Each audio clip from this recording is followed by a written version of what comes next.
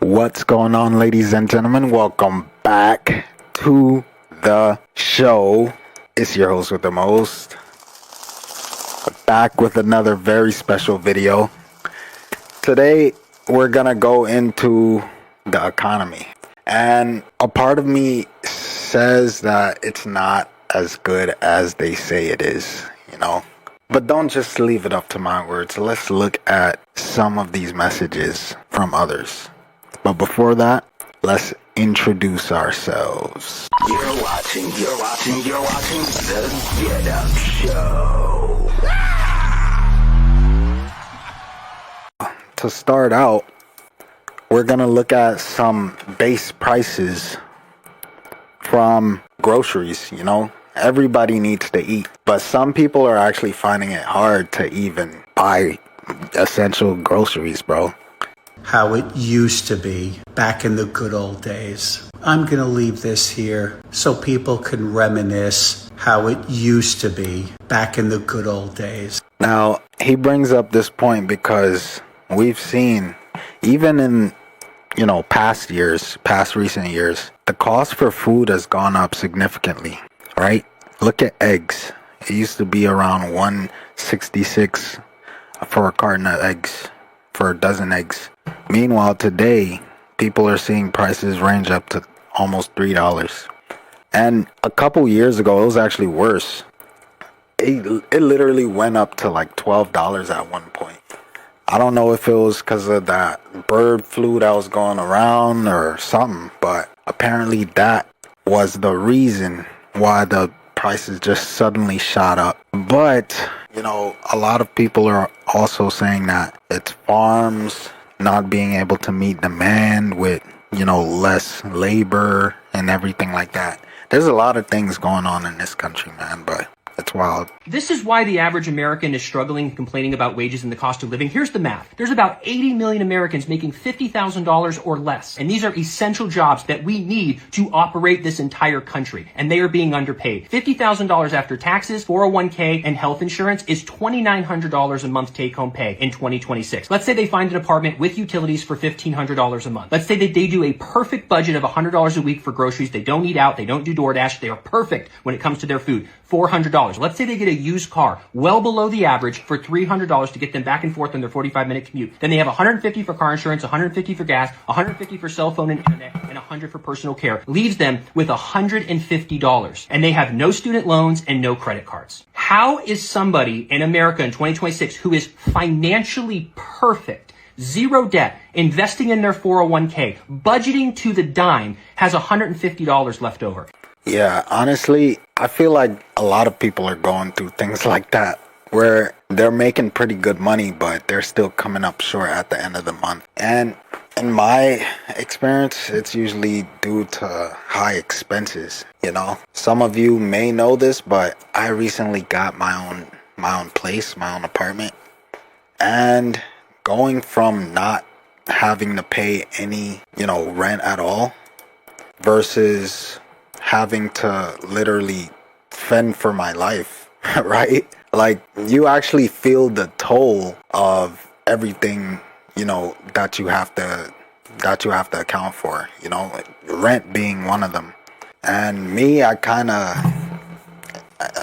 some would say shot myself in the foot, but it was an opportunity that I saw to, progress personally. So I didn't see a issue in moving at that time, especially since I had, some savings. I saved quite a bit to be able to move comfortably. And plus, my job at the time kind of took care of all of the furniture and stuff. So, with like junk removal and moving jobs, people got rid of stuff all the time. So I literally furnished my entire apartment the first night of moving in. So, I was kind of good that way, due to planning. But outside of that, once the funds started running low, especially around this time, I kind of lost my job. So once the funds started running low, I started getting strapped for cash, man. Like, I literally had to start selling stuff on Facebook Marketplace or whatever I could do, at the time. Even getting back to landscaping, I thought of doing that, but eventually I had to get a job, and I literally went through like two or three jobs in the span of like 6 months, just because I was like scrambling and scraping just to get by, to be honest. But thankfully, for the grace of God, I'm in a better position now with a better paying job.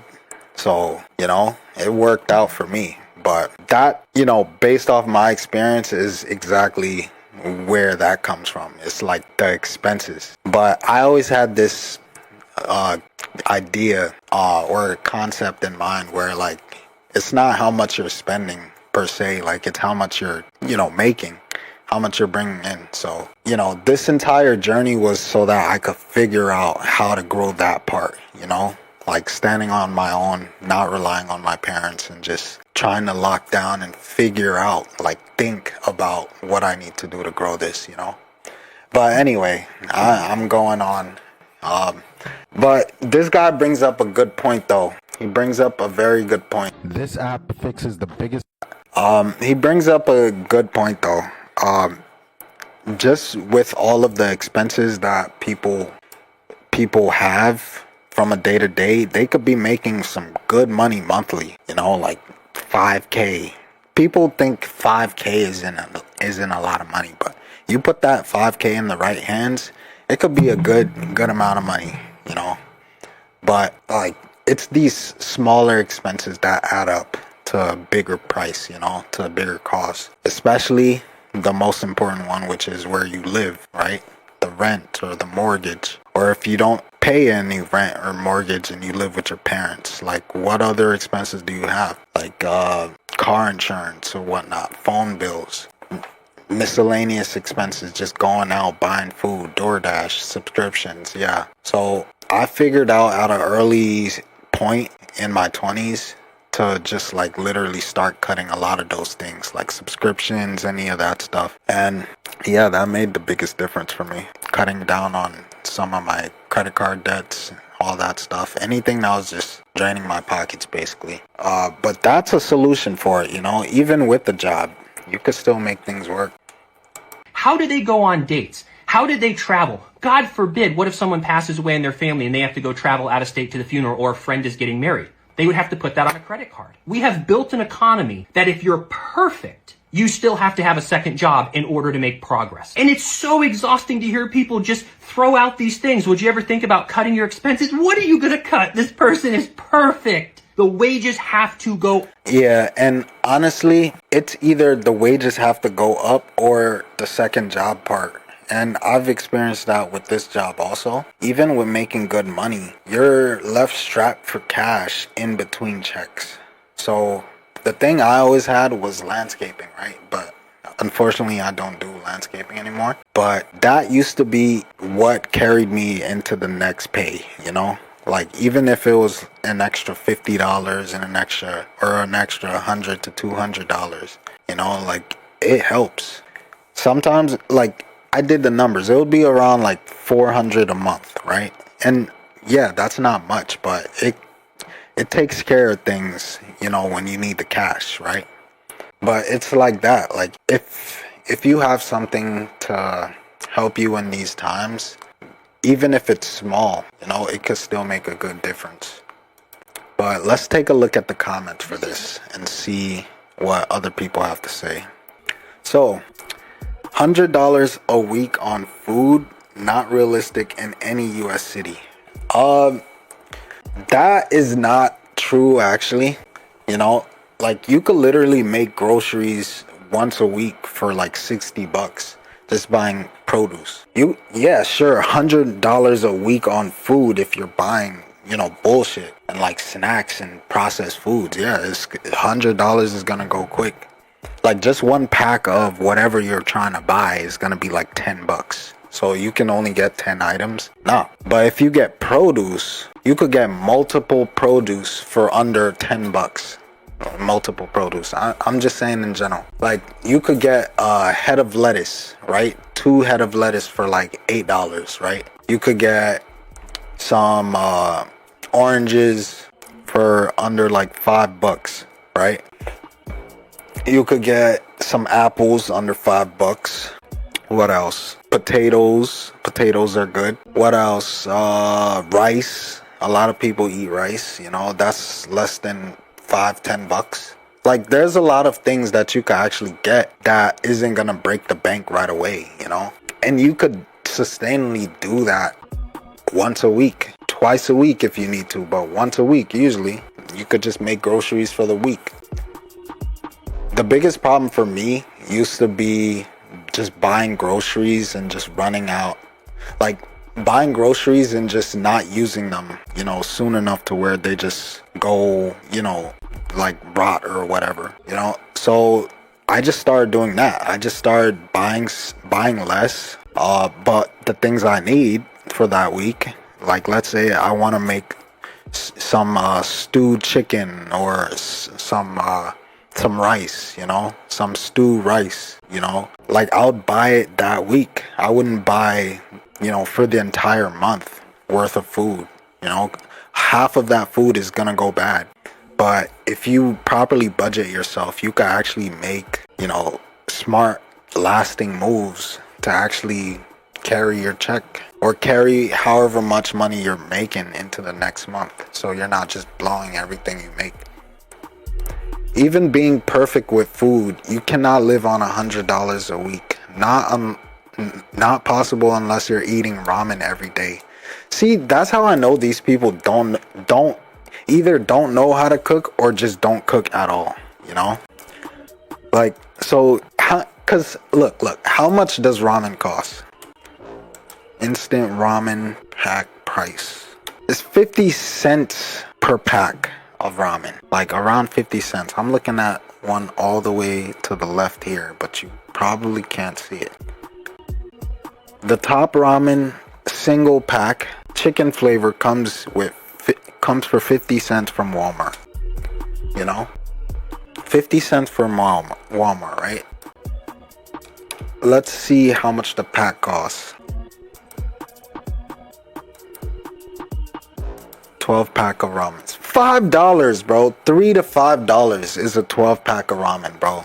You're not gonna tell me, even if you got top ramen, you still have enough money before you even hit like $50 to get other things. Like, you're not only eating top ramen every day.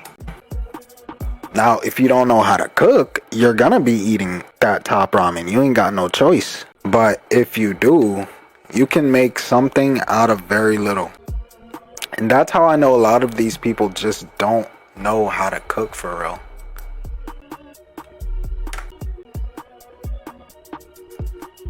This budget is so out of touch. WTF is a used car for $300. Liability insurance is maybe $50. Where are you getting this insurance from? Like, I need to know, cause $50 for liability insurance is a good deal. I wish I could find that. 50K salary likely has 401k match before taxes. And I'm literally looking at endless pages of sub 900 rent for a 1-bedroom. What is this attempt? This doesn't help anyone or point out flaws. This is an exaggeration of a much different problem.